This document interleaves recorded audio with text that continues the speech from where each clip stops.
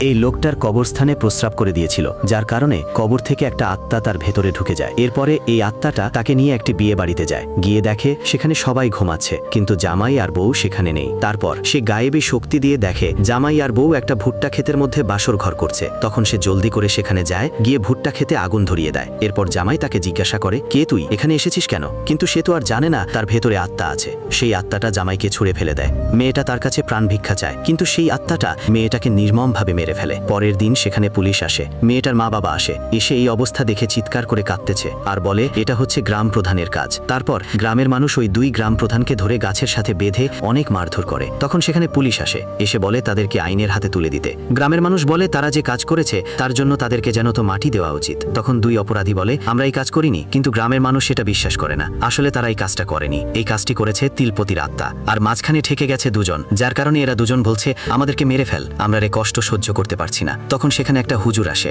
এসে বলে এরাই কাজ করেনি, এটা করেছে তিরপতি নামের ওই ছেলের আত্মা। তারপর হুজুর ওই আত্মাটাকে ধরার জন্য একজন মানুষের নাম বলে। এরপর কি হলো জানতে হলে চ্যানেলটা সাবস্ক্রাইব করে দিন।